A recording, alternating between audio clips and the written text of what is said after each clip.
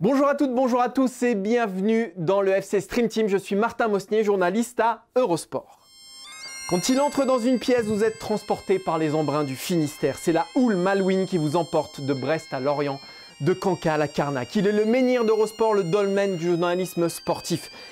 Il est à notre rédaction ce que la saucisse est à la galette, l'élément incontournable, le socle de notre équipe. Quelque part entre Romain Donzé et Chabani Nonda, il est notre Eduardo Camavinga du débat, notre Fabien Lemoine de l'analyse. Un vieux proverbe breton nous dit « Mieux vaut se réveiller avec une gueule de bois qu'avec une tête de con ». Cette Stream Team en sa compagnie va vous rendre ivre de lui et vous en sortirez sans doute un peu moins bête. Comment ça va, cher Glenn Cellier? Ça va très bien, Martin. Merci beaucoup pour cet éloge, j'allais dire.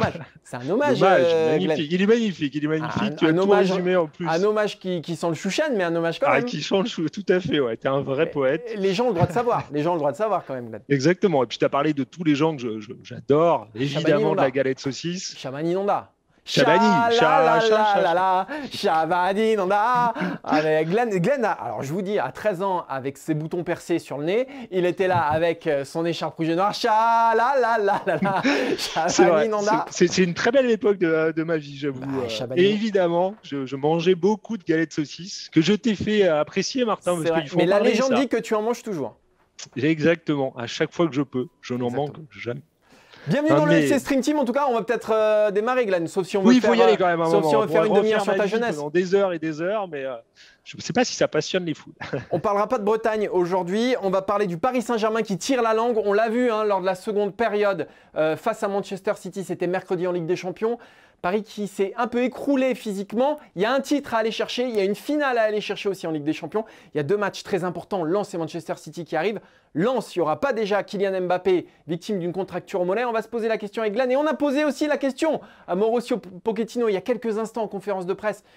Est-ce que le problème, il n'est pas physique? Est-ce qu'aussi le fait que cet effectif soit beaucoup soumis au Covid, l'effectif a été très touché par le Covid, est-ce que tout ça, ça n'explique pas les problèmes du Paris Saint-Germain? Parce que derrière, il y a le spectre de la saison blanche, n'oublions pas. Ce sera la première partie très dense de cette émission. Ensuite, Glenn, on parlera de Cristiano Ronaldo. Exactement, on va se poser la question de son avenir, parce qu'on le sait, il est dans une mauvaise passe en ce moment à la Juventus. Et forcément, ça interroge. Et pour nous guider, pour nous éclairer sur le sujet, on a un excellent invité, un expert évidemment, Guillaume Maillard-Pacini. Le meilleur d'entre nous, le Alain Juppé d'Eurosport, le meilleur d'entre nous. Et on terminera cette émission avec British Telecom qui se désengage, qui veut arrêter son portefeuille sportif, qui veut revendre tout ça.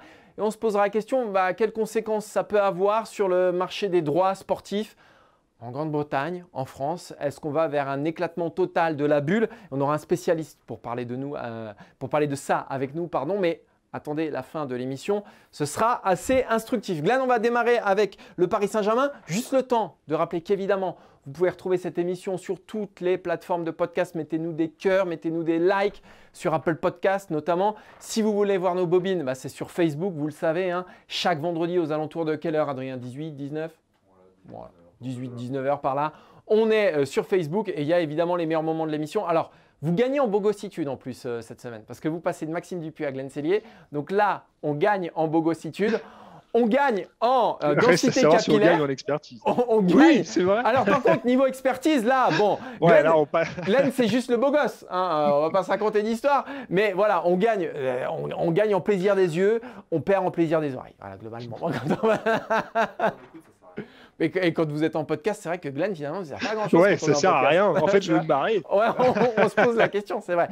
On remercie Adrien, évidemment, derrière tout ça. Et on remercie notre graphiste du jour, qui est un nouveau graphiste qui s'appelle Vincent Jean-Baptiste. Voilà. Donc, on remercie tout le monde. On a fait les remerciements au début. Donc là, il est temps de démarrer l'émission. Et Glenn, sur donc, le Paris Saint-Germain, on va démarrer avec le PSG. On est parti d'un constat. PSG Manchester City, mercredi, en demi-finale de la Ligue des Champions. Première mi-temps absolument exceptionnelle du Paris Saint-Germain. Deuxième période, seconde période absolument cataclysmique. Paris a plongé. Alors oui, Manchester City a haussé les curseurs. En revanche, Paris a un petit peu pioché et on va se poser cette question. Est-ce que Paris n'est pas sur les rotules? Est-ce que Paris ne tire pas la langue? C'est dans ce sprint final que tout va se décider. Je rappelle simplement que Paris n'est pas encore champion de France et loin de là puisque Lille le devance actuellement, que Paris est en ballottage défavorable en demi-finale de la Ligue des Champions. Donc il y a le spectre d'une saison blanche qui s'annonce. On sait déjà, et ça a été annoncé il y a quelques minutes, que Kylian Mbappé sera forfait pour le match face à Lens, match capital pour l'obtention du titre de champion de France. Glenn, est-ce qu'il n'y a pas à Paris un problème physique? Moi, je le pense. Franchement, quand je vois le match du PSG, je vois juste pour rappel la première mi-temps, la première période, notamment les 30 premières minutes du PSG face à Manchester City. C'est un bijou, ces 30 premières minutes. Franchement, c'était très, très bien. Et il y avait tout. Physiquement, les Parisiens ont mis ce qu'il fallait. Ils se battaient. Ils ont su défendre ensemble. Ils ont su se projeter pour faire mal à City. Manque de chance. Ils n'ont pas réussi à vraiment conclure cette excellence, même s'ils ont mis un but. Ils n'ont pas réussi à enfoncer plus le clou. Et je trouve que la chute de la deuxième période, ce changement complètement de visage, pour moi, c'est évidemment une question physique. Alors, on va en parler. Il y a plusieurs raisons derrière tout ça. J'ai entendu qu'Arsène Wenger avait dit pour lui, c'était plutôt un côté psychologique. Moi, vraiment, je pense que c'est physique et c'est ce que je dis. Il y a peut-être des raisons liées au Covid, liées aux blessures. Il y a eu énormément d'absents ces derniers mois au PSG. Et je pense que malheureusement, dans une période aussi clé, que les demi-finales de Ligue des Champions, le sprint final en Ligue 1, ça se paye.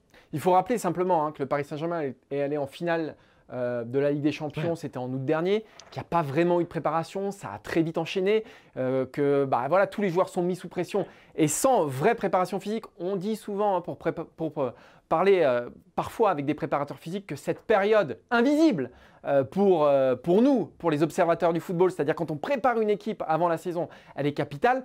Et cette période-là, à Paris, elle a été amputée, ou du moins en partie. Après, il y a eu le Covid, il y a eu beaucoup de choses, il y a eu des joueurs clés blessés, il y a eu 18 joueurs, imaginez 18 joueurs qui ont eu le Covid à Manchester City, ce n'est que 8. Donc ça donne quand même une valeur. On a interrogé juste avant cette émission, c'est Adrien Yo qui est derrière la caméra, qui a interrogé en conférence de presse Mauricio Pochettino sur justement l'impact du Covid, parce qu'on sait que le Covid, quand vous êtes guéri, que vous êtes un joueur de haut niveau, ça reste, que notamment dans la répétition des efforts, les joueurs ont beaucoup plus de mal à répéter les efforts.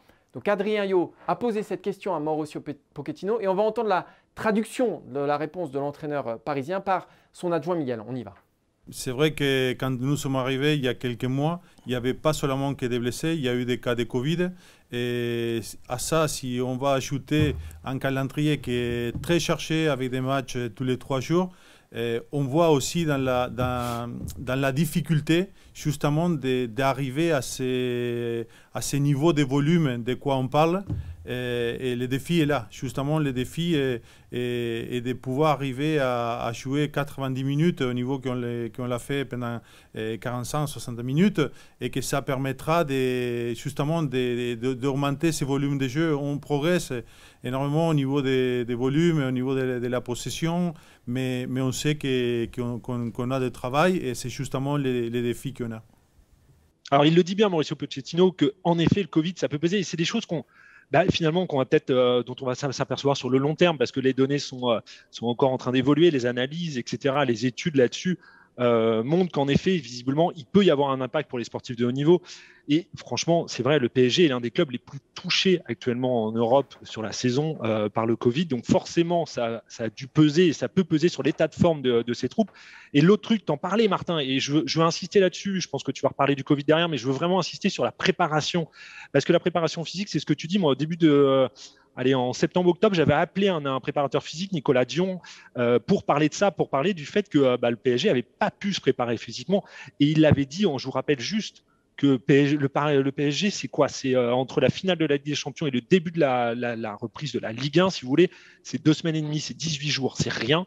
Alors que par exemple, City a eu 5 semaines entre le quart de finale perdu, on sait, contre Lyon, et la reprise de la Première Ligue. 5 semaines, c'est pas énorme, mais au moins, ça permet de travailler un peu plus, même si Guardiola, lui, s'était plaint déjà, avait dit que c'était court. Évidemment, cette préparation, parce que tout le volume aérobie dont tu parlais tout à l'heure, Martin, c'est ce qui permet de répéter les efforts pendant un match, de mieux récupérer aussi pendant une période de 3 jours entre 2 matchs, et aussi de mieux se remettre des blessures. Donc, en fait, c'est quelque chose dont on travaille au début de saison, avant la saison, normalement. Le PSG n'a pas pu le faire là. Et évidemment, ça peut expliquer le nombre de blessures, ça peut expliquer aussi que certains joueurs, en ce moment, galère peut-être à répéter les efforts lors d'un même match, à répéter à enchaîner les grands matchs d'un haut niveau, ce qu'ils sont en ce moment en train de faire. Et ben forcément, pour moi, ça peut être l'une des explications de la baisse de régime qu'on a vu contre Manchester City mercredi dernier. Exactement, cette préparation foncière tronquée, ça peut expliquer aussi la saison sinusoïdale du Paris Saint-Germain. Il y a 8 défaites en championnat, même en Ligue des Champions, on les a vus passer à travers certaines périodes. Alors il y a le match face à Barcelone, notamment au Parc des Princes, même si je pense que là aussi il y a un côté psychologique. Mais bref, on voit que la saison du PSG est moins rectiligne que d'habitude en championnat. Ça s'explique sans doute par ça. On le disait tout à l'heure, 18 cas de Covid dans l'effectif du Paris Saint-Germain, mais parmi ces 18 cas, par exemple, il y en a 8 qui étaient titulaires face à Manchester City, quand les Citizens, eux, ne présentaient que 3 joueurs qui ont été touchés par le Covid. Verratti l'a été 2 fois, par exemple. Et on sait, il y a une étude qui a été publiée dans le British Medical Journal qui nous dit que les délais de récupération sont plus élevés pour des joueurs qui ont eu le Covid. Alors imaginez un Verratti qui l'a eu 2 fois, et là on parle à long terme, hein, pas forcément un joueur qui l'a eu il y a 3 semaines. Florenzi aussi a été touché par le Covid il n'y a pas longtemps. Donc tout ça, ça peut expliquer aussi cette seconde période du Paris Saint-Germain. Ce qui est embêtant, ce qui est très enquiquinant même pour le PSG, c'est que ça arrive à une période charnière, à une période clé.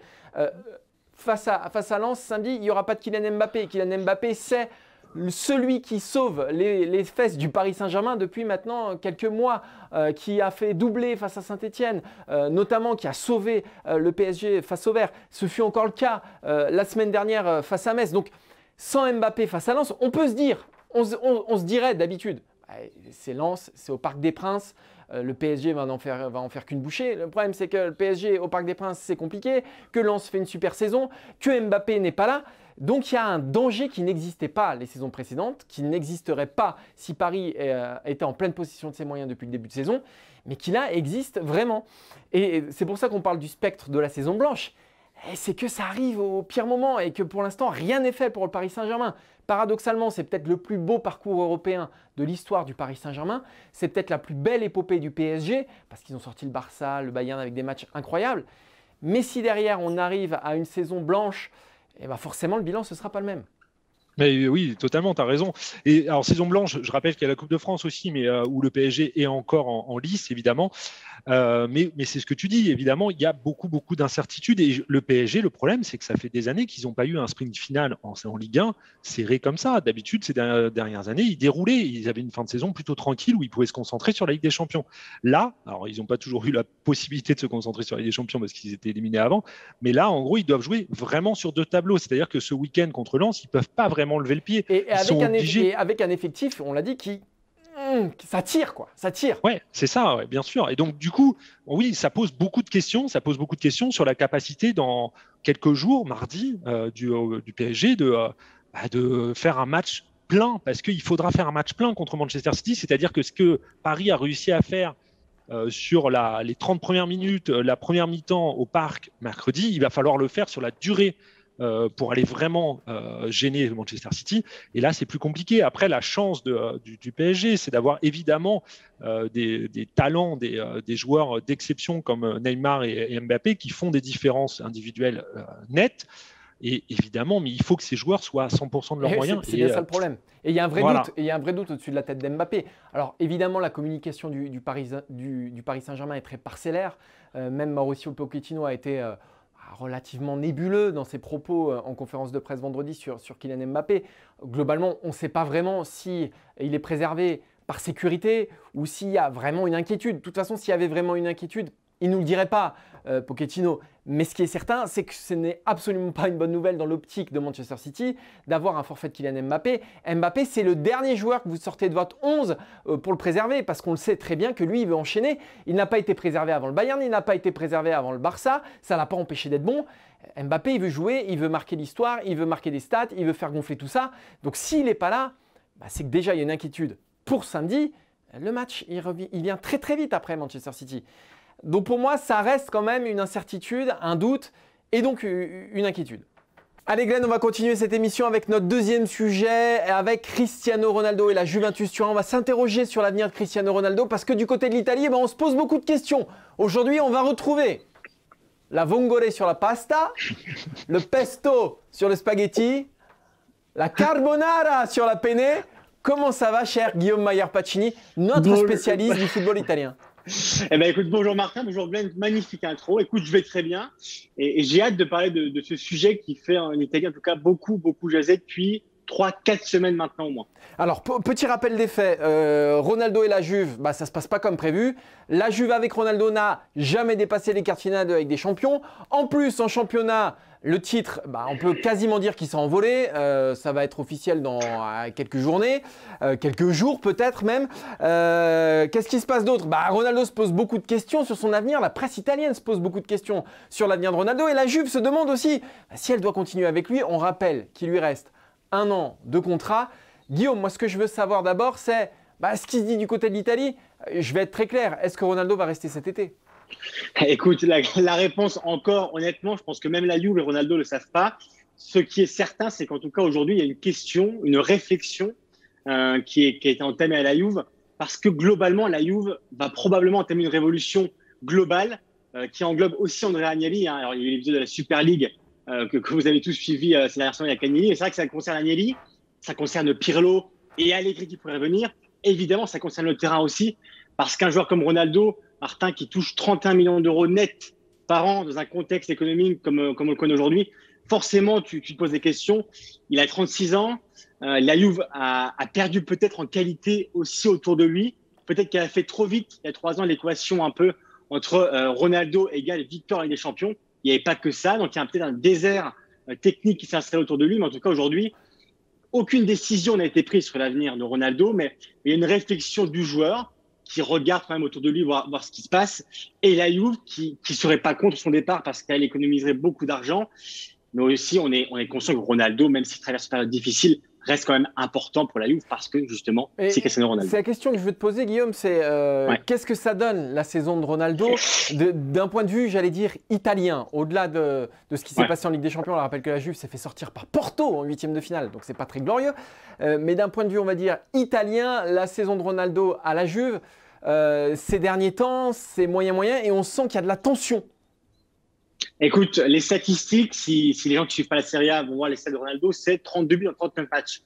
Dit comme ça, tu pourrais me dire, bon, bah voilà, c'est du Ronaldo tout craché, il fait une super saison. Il faisait une très bonne saison, j'ai envie de te dire, avant l'élimination contre Porto. Il y a eu un après. Alors, il y a eu un triplé contre Cagliari. Voilà, c'est le coup d'arrêt. Alors, le coup d'arrêt, 3 jours après, il met un triplé contre Cagliari. Donc, c'était un peu le réveil, le sursaut du champion.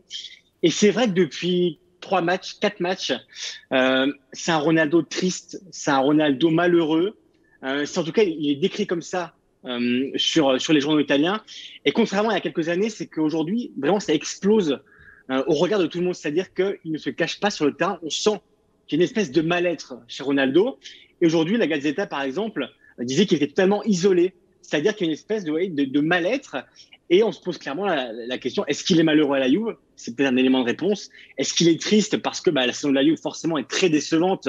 Elle n'est pas certaine encore de se qualifier en Ligue des Champions. Donc ça aussi, c'est un facteur. Si demain, Martin, la Juve se qualifie pas en C1, je doute bien que Ronaldo va forcément dire, bon, si vous ne vous qualifiez pas, moi, je m'en vais. Mais tu me disais même quasiment que sur les derniers matchs, tu avais l'impression que la Juve joue à 10. Oui, parce que Ronaldo, en fait, est transparent tant dans les phases de jeu et même devant le but, face à la Fiorentina, les tifosi l'ont bien vu.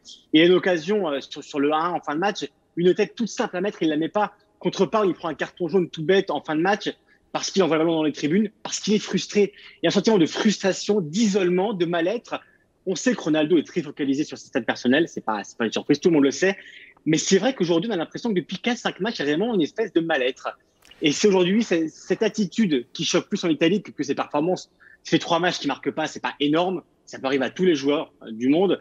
Mais c'est vrai que son attitude aujourd'hui pose réflexion en Italie. Même les tifosi aujourd'hui disent, mais si tu vas voir les réseaux sociaux, ce qui on va dire un peu résume le sentiment global des tifosi, c'est que Ronaldo, ok, mais s'il joue comme ça, honnêtement, autant le mettre sur le banc, même si on sait qu'avec un joueur comme lui, le sursaut peut arriver à tout moment. Glenn, c'est pas forcément une mauvaise nouvelle pour la Juventus de se séparer de Ronaldo. On sait que là, la Juve est dans un instant charnière.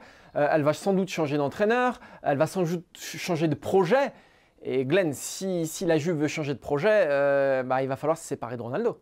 Exactement, je suis d'accord, tu as totalement raison Martin pour moi là-dessus, et c'est ce que disait Guillaume tout à l'heure, il faut voir ce que pèse Ronaldo dans les finances de la Juve, c'est juste colossal. Guillaume l'a déjà dit, mais on va juste répéter parce qu'il faut avoir ça en tête, c'est 31 millions d'euros net par saison Ronaldo, si vous rajoutez les charges, ça fait à peu près 86 millions d'euros pour la Juve, c'est énorme, c'est 22% de la masse salariale de la Juve, rien que Ronaldo. Alors évidemment, la Juve le savait quand ils ont recruté Ronaldo en 2018. Le truc, c'est que je pense qu'ils ne pensaient pas que leur revenu allait augmenter peut-être si peu, si je peux être un peu négatif, parce que évidemment les revenus ont augmenté. On sait que le chiffre d'affaires de la Juve a été record il y a deux saisons avant le Covid en fait. Mais depuis, en fait, ça n'a pas augmenté tant que ça. Et surtout, il y a eu le Covid qui est passé derrière. La Juve a annoncé il y a peu de temps un déficit de plus de 110 millions d'euros au premier semestre cette année. C'est énorme.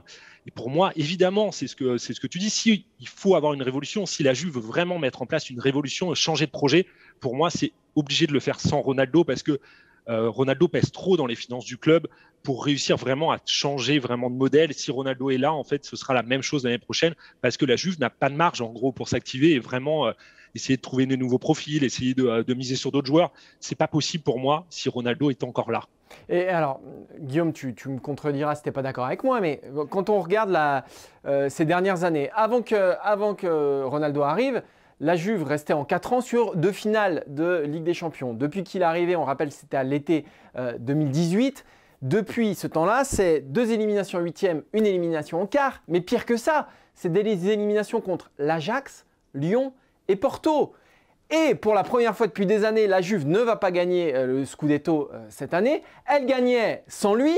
Donc au final, moi je dirais que Ronaldo n'est responsable de rien. Il n'est coupable de rien parce qu'il a fait le taf à la Juve. Il a marqué, il a terminé meilleur buteur, etc. Donc c'est la Juve qui est coupable d'avoir tout misé sur lui, d'avoir appauvri le reste de l'équipe, d'avoir fait un all-in sur Ronaldo.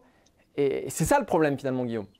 Moi, je suis totalement d'accord avec ce que tu dis, Martin. On ne peut pas reposer tous les problèmes. on peut pas reposer tous les problèmes de la Juve sur Ronaldo. Et surtout, Martin, avant de venir, j'ai quand même bossé, tu vois. Et j'ai regardé un peu les stats qu'il a eu en à partir des 8e de finale de Ligue des Champions depuis ces 3 ans. Il a quand même marqué 7 buts en 9 matchs. Oui. Donc bon, tu te rappelles, il y a 3 ans, il élimine l'Atlético Madrid à lui tout seul. Après la défaite de 0, il en met 3 au retour. Donc sur le papier, quand même, Ronaldo, évidemment, a fait le boulot. Mais il était arrivé, comme je te l'ai dit, j'ai l'impression peut-être que la Juve a fait l'équation. En fait, il y a cette malédiction de la Juve en Ligue des Champions et ça la hante depuis quasiment plus de 20 ans. Et c'est vrai qu'en recrutant Ronaldo, on s'est dit, bon, on recrute Ronaldo, ça veut dire qu'on va gagner des champions. Eh ben non. Autour, il y a vraiment peut-être un milieu de terrain. Moi, je repense au milieu de terrain, Pogba, Vidal, Marquisio. Je regarde aujourd'hui et clairement, il y a un désert technique qui s'est installé. Et c'est vrai qu'il y a eu un all-in, comme tu l'as dit, qui a été fait sur Ronaldo. Donc voilà, on peut discuter du moment actuel qui est compliqué pour lui, mais il n'est pas coupable de tous les maux, mais c'est évident, et je reviens à ce que disait Glenn, il y a un nouveau projet quand même qui s'est installé l'année dernière, avec un projet de rajeunissement, les Chiesa, les McKennie, Matuidi qui est parti par exemple. Donc Ronaldo, si une solution convenable est trouvée pour le joueur, et c'est le gros problème. Et c'est le gros problème. Le gros problème, c'est qu'aujourd'hui, qui peut se payer Ronaldo? Alors, ce qui est assez dingue, c'est que Messi, tout le monde se presse. Paris est prêt à lui offrir un pont d'or. Manchester City lui fait les yeux doux et le Barça veut le prolonger. Il n'y a que 2 ans d'écart entre les deux. Il n'y a que 2 ans d'écart. Et on ne peut pas dire que Ronaldo soit largué au niveau des statistiques. Ça aussi, connaissant Ronaldo, ça doit lui faire mal à l'amour-propre, ça doit lui faire mal tout court. Parce qu'aujourd'hui, Ronaldo, il se retrouve à un moment charnière. Parce que, alors, Guillaume l'a dit, peut-être que la Juve ne jouera pas la Ligue des Champions l'année prochaine. Si c'est le cas, on ne voit pas comment l'histoire peut continuer. Mais même dans une Juve qui ne passe plus les quarts, plus les 8e, même maintenant, on voit mal comment Ronaldo peut rester là. Et d'autant que Messi garde un pouvoir d'attractivité parce que c'est le Barça, parce que c'est la Liga. Quand la Juve ne gagne plus de titres, on a tendance un peu plus à oublier Ronaldo. Et ça doit compter aussi pour lui. Donc aujourd'hui, il est à la croisée des chemins. Qu'est-ce qu'il doit faire, Ronaldo? On parle de Manchester United, mais c'est compliqué. Si je peux juste me permettre, Martin, oui, permets-toi. Oui, il y a Messi, il y a plus d'attractivité côté Messi, mais Messi, il est libre. C'est ce qui fait la grosse différence. Parce que là, ce qui change un peu la donne pour Ronaldo, c'est qu'évidemment, il lui reste 1 an de contrat avec un salaire monstrueux, on l'a dit tout à l'heure. Ouais, mais je ne suis pas sûr que ce soit l'indemnité de transfert qui pose problème pour Ronaldo. Non, parce que je sais pas d'ailleurs si ça filtre un peu dans la presse, Guillaume, tu vas pouvoir nous dire, mais justement, est-ce que la Juve est capable veut faire peut-être des petits efforts, c'est-à-dire de le lâcher en donnant en gros une indemnité de transfert un peu ridicule, histoire de, parce que pour moi, pour la Juve, La vraie question, c'est autant le lâcher, quitte à aller pour 5 millions d'euros, mais parce que en gros, ce qui va soulager vraiment les finances de la Juve l'année prochaine, c'est de perdre son salaire, d'enlever son salaire à leur compte. Il partirait pour combien? Il partirait pour combien là? Eh ben écoute, alors Glenn, c'est intéressant ce que tu dis parce que il y a rien qui a filtré sur la limite de transfert que réclame la Juve. Par contre, aujourd'hui, il y a quelque chose qui a filtré, c'est le fait que Ronaldo pourrait faire un effort sur son salaire si Manchester venait à le recruter. On sait que la porte du Real s'est refermée. C'est ce que disait la presse aujourd'hui. La porte du Real, voilà, Pérez l'a dit lui-même la semaine dernière. C'est mort pour Ronaldo au Real. Par contre, à Manchester, on sent qu'il y a une petite opportunité. Et il pourrait faire comme un effort sur le salaire. Il est décrit un peu comme, il sera un peu, on va dire, le guide de Rashford, par exemple, il pourrait jouer de ses côtés. On sait que Cavani aussi à Manchester va probablement partir. Donc voilà, on sait qu'à Manchester, il y a une porte ouverte. Après, on est en temps de Covid. 31 millions d'euros de salaire net, c'est énorme. Alors, il faudrait voir combien Ronaldo est prêt à sacrifier. Il faut voir aussi combien Manchester est prêt à lui offrir. Donc, il y a beaucoup quand même de facteurs qui font penser que la solution la plus simple, peut-être, Martin, tu me diras ce que tu en penses, c'est attendre un an. Faire encore un an comme ça. Ouais, mais attendre un an quand on a 36, quand on a 36, Guillaume. C'est ça le problème. C'est attendre un an quand on a 27, 28. Mais là, il lui reste. Là, c'est la fin de carrière qu'il faut qu'il écrive, Ronaldo. Là, c'est l'image qu'il va laisser. Alors, il y a plein de choses qui ont été. Mais comment il va sortir? Comment il va sortir, Ronaldo? Avant peut-être de partir pour des championnats plus exotiques. Quoique, je ne suis pas sûr que ce soit dans ces dessins. Le vrai problème que disait Glenn, c'est l'année de contrat qui lui reste. S'il était en fin de contrat, honnêtement, je pense que beaucoup de clubs se seraient activés dans le sens où tu peux toujours négocier directement avec le joueur. Aujourd'hui, il faut passer par la Juve, il faut passer par le joueur. Voilà, on sait que Jorge Mendes, son agent, a été missionné en tout cas pour trouver une porte de sortie. Aujourd'hui, Manchester, c'est la plus probable, mais si un accord n'est pas trouvé avec Manchester, est-ce que Ronaldo est prêt, par exemple, à une mission plus exotique? Alors, j'ai envie de te dire la MLS, par exemple, du côté de c'est trop tôt pour moi. Pour moi, c'est trop tôt pour lui. Après, l'histoire avec Manchester, ce serait beau d'un côté, parce que on le sait, évidemment, il a vraiment lancé sa carrière à Manchester. Ce serait un joli pied de nez, je trouve, pour finir. Alors, il lui reste encore quelques années, mais pour finir, ce serait quand même sympa de le voir à Manchester. Mais le vrai souci, c'est est-ce que la Juve va faire des efforts pour le lâcher, quoi. Exactement, c'est la question. On en reparlera dans le FC Stream Team, dans Mercredi Mercato tout l'été, vous inquiétez pas. C'est un sujet vaste. On te remercie, Guillaume, de nous avoir accordé un peu de ton temps parce qu'on sait qu'il est précieux, parce qu'on sait que tu es un travailleur acharné. Et allez évidemment sur eurosport.fr, vous délecter de Pacini, de Guillaume Maillard Pacini, la plus belle plume du journalisme contemporain. Merci Guillaume. Merci Martin, merci Glenn. Allez, pour la dernière partie de cette émission, on reçoit Vincent Chaudel, économiste et cofondateur de l'Observatoire du Sport Business. Déjà, merci de nous accorder un peu de votre temps. On vous reçoit, bonjour. On vous reçoit parce que BT Sport veut BT veut céder son catalogue sport en Angleterre. Et ça redistribue les cartes. C'est ce que vous me disiez en préparant cette émission. Ça redistribue complètement les cartes du côté du marché du droit TV en Angleterre. Alors, ça redistribue les cartes, ça ne change pas les montants, puisque l'acteur qui pourrait racheter le catalogue BT Sport est engagé pour les 3 prochaines années, comme l'est Amazon, qui est d'ailleurs un des candidats, et comme l'est Sky. Donc, ça ne change pas en profondeur, ou du moins à court terme, l'économie de la Première Ligue. En revanche, ça peut changer la structure même des acteurs. C'est-à-dire que on passe avec des acteurs, imaginons 30 secondes que Amazon, mais ce n'est pas le seul d'ailleurs, il y a également DAZN et Discovery, une maison que vous connaissez par ailleurs, qui s'y intéressent. Bref, ce sont des acteurs qui ne sont plus des acteurs nationaux, ce sont des acteurs qui sont globaux. Si on parle d'Eurosport, à un moment donné, Eurosport ne couvre pas que la France, bien évidemment, comme son nom l'indique d'ailleurs. Mais DAZN n'a pas une réflexion uniquement nationale, pas plus qu'Amazon. Donc si ces acteurs-là, à un moment donné, ont un portefeuille de droits, ils vont essayer aussi de discuter avec les organisateurs des compétitions pour pouvoir les exploiter sur leur potentiel, c'est-à-dire le monde entier. Et ça, c'est vraiment intéressant. L'une des questions aussi, c'est parce qu'on le voit, qu'est-ce que ça révèle en fait qu'un groupe aussi puissant que BT cherche à vendre son portefeuille sport? C'est parce que est-ce que ça veut dire que la bulle est arrivée à une limite et qu'elle est en train d'éclater, peut-être la bulle des droits TV? Alors, je suis pas sûr qu'elle soit arrivée à une limite. Je pense qu'elle arrive peut-être à une limite domestique. Et c'est ça le sujet. Je vais vous prendre un exemple qui n'est pas nécessairement droit télé tout de suite, mais qui est lié en fait. Quand vous achetez un joueur comme Neymar à 220 millions d'euros, même si c'est pas un transfert et que c'est un rachat de clause, vous n'imaginez absolument pas les amortir sur la France, pas plus sur l'Europe. En revanche, 220 millions d'euros, quand vous essayez de l'amortir ou de le valoriser sur le monde entier, ça change l'économie.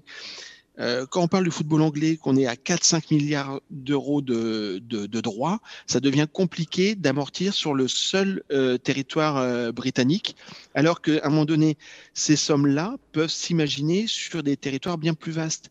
C'est pour ça, et je fais une parenthèse, c'est que le projet de Super League avorté ou reporté selon la vision des uns ou des autres, avec 6 milliards, oui, ça se tient parce que cette Super League, elle aura une audience mondiale. Donc on est sur une globalisation des droits télé définitivement. Qui est en train de se passer sous nos yeux, quoi. Exactement, c'est ça qui est en train de s'opérer. Et alors, moi, on n'est pas nécessairement sur l'effondrement d'un pilier, mais sur la transformation. Alors c'est intéressant parce qu'on sait que la Première Ligue était en train aussi de regarder pour prolonger ses droits TV, essayer jusqu'en 2025. Et justement, est-ce que la somme qui était colossale lors des dernières négociations va être à la même hauteur, ce qui peut engendrer beaucoup de conséquences derrière, notamment pour les clubs? En fait, je pense que le sujet au niveau de la Première Ligue, qui est un peu délicat dans cette notion de prolongation, c'est pas l'effondrement de son marché, c'est l'incertitude du marché. On l'a vu sur les semaines passées, le sujet de Super League avec potentiellement 6 clubs anglais qui pourraient partir aurait un impact structurel sur la valeur même de la Première Ligue. Donc c'est ça qui, à mon avis, est un handicap actuellement dans la renégociation des droits anglais. C'est que si j'étais diffuseur, évidemment que la Première Ligue est intéressante, mais quelle Première Ligue? Parce qu'une Première Ligue sans Manchester United, Manchester City, Arsenal, Chelsea, Tottenham et Liverpool, ça reste une Première Ligue. Mais ça n'a peut-être pas la même valeur. Oui, mais normalement, la Première Ligue est avortée et du coup, on aura quand même la Super League est avortée. La Super League, excusez-moi. La Première Ligue n'est pas avortée encore. Non, oui, mais on sent bien quand même que les acteurs, parce qu'on parle quand même pas de sommes anodines, c'est quand même des gros montants dont il est question, que chacun essaye de se préserver et de sécuriser ses investissements, et c'est logique. Donc je pense que là, on est quand même dans une période d'incertitude, et que cette période d'incertitude, elle, n'est pas favorable à ceux qui vendent. Elle peut être favorable à ceux qui achètent, mais qui achètent très bas. Et donc, la meilleure protection aujourd'hui de la Première Ligue, c'est d'avoir 3 ans de contrat devant elle, ce qui n'est peut-être pas le cas au niveau de la France. Voilà, alors exactement. justement, c'est très intéressant parce que justement, c'est ce qui évidemment nous passionne. Et quand on pense au marché français, on pense au marché anglais, on pense aussi au marché français. Et est-ce que ça peut avoir des conséquences, notamment aussi sur la négociation des droits TV? On sait que la Ligue française, la LFP, doit trouver un nouveau diffuseur pour la période 2021-2024. Est-ce que ce retrait de BT peut influencer justement cette négociation? Alors, BT n'avait pas d'intérêt par rapport à la... Non, mais je veux dire, d'autres acteurs vont... voilà, notamment, je pense à DAZN quand je dis ça. La question, c'est qu'on pouvait se poser la question ou espérer l'intervention ou l'implication d'Orange, par exemple, dans le prochain appel d'offres, qui est un acteur puissant, qui a déjà beaucoup d'abonnés, qui a connu le foot, pas nécessairement une expérience heureuse, mais je pense qu'elle était peut-être prématurée. Je pense qu'Orange avait raison, mais peut-être Orange a eu raison peut-être trop tôt par rapport à la maturité du marché français, et que ça pouvait ou ça peut être un acteur important dans le nouvel appel d'offres. Maintenant, son cousin ou son concurrent britannique se retirant, c'est pas nécessairement un signe positif à ce niveau-là. Mais on peut se poser aussi, voir les choses d'une autre façon. Comme j'évoquais l'arrivée d'acteurs, Amazon, DAZN, par exemple, des acteurs globaux, internationaux. est-ce que pour les droits à venir, la France n'aurait pas intérêt à se poser la question d'embarquer ou de laisser tomber cette notion de territorialité dans ses droits? C'est-à-dire que les droits dont on parle en France actuellement, c'est les droits nationaux, c'est-à-dire d'exploitation de la Ligue 1 en France. Rappelons juste que les droits internationaux de la Ligue 1, c'est 85 millions d'euros, là où en Espagne, c'est 895 millions d'euros. Je ne suis pas sûr que de se passer de 85 millions d'euros pour attirer un acteur global comme Amazon ou DAZN soit une mauvaise option, par exemple. Alors, ce n'est pas une option facile à mettre en œuvre parce qu'aujourd'hui, il y a un détenteur de droit, il faudra le dédommager si besoin est, mais ça peut être une piste à creuser. Mais en gros, ça voudrait dire repenser complètement, ce qui paraît compliqué en si peu de temps, j'allais dire, repenser complètement le schéma des droits TV et la manière de les vendre. Ah, c'est pas neutre, effectivement. Alors, il y avait aussi la possibilité de ne pas revendre pour 3 ans, mais de revendre chaque année. Peut-être qu'on peut être sur une discussion de prolongation des droits ou de vente des droits pour la saison 2021-2022. Pour se laisser le temps d'ajuster ce sujet-là, le négocier avec les détenteurs actuels et construire un appel d'offres pour les 2 ou 3 saisons à venir. Merci beaucoup, monsieur Vincent Chaudel, pour votre analyse, pour votre expertise. Merci beaucoup. Et puis, de toute façon, c'est un feuilleton qu'on va suivre, notamment oui, je en crois France. qu'on peut se dire à bientôt. Ouais, je crois qu'on peut se dire à la semaine prochaine et à celle d'après. Merci beaucoup. Merci. Merci, au revoir. Glenn, merci d'avoir passé ce FC Stream Team en notre compagnie. C'est Romain Danzé et Johan Gourcuff, là. Ouais, c'est vrai, exactement. Tous les Bretons seront très heureux de terminer en musique. On vous rappelle que vous pouvez retrouver ce FC Stream Team sur Brest TV, sur toutes les plateformes de podcast, sur Facebook et les meilleurs extraits tout le week-end à partir de là dans quelques minutes sur eurosport.fr. Restez évidemment avec nous parce que c'est un gros week-end. C'est un gros week-end de sport ce week-end. Merci Glenn. Merci Martin. Je t'invite à aller manger une petite galette de saucisse maintenant. Ah bah avec beaucoup de joie. Est-ce que je le fais bien? Comment ça s'appelle cette petite danse déjà? J'ai un trou de mémoire malheureusement. Mais non mais c'est pas possible. Mais c'est pas vrai. Non c'est pas possible. Non mais t'es pas. Ouais c'est un faux breton. Ouais, là je suis navré malheureusement. J'ai l'impression que t'es un breton de Paris toi. Enfin bref. On se donne rendez-vous la semaine prochaine avec le retour de Maxime Dupuis sans doute. Merci Adrien, merci tout le monde et on se retrouve donc la semaine prochaine pour un nouveau numéro du FC Stream Team. Ciao. Salut à tous.